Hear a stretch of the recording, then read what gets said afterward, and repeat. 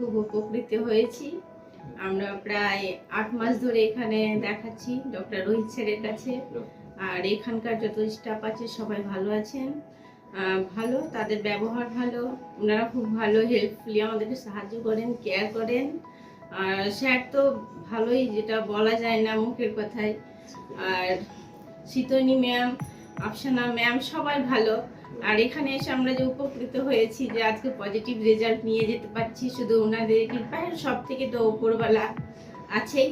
তারপরে আর নোভাবার কি বলবো, স্টাফ, ডক্টর, সবাইকে খুব ধন্যবাদ।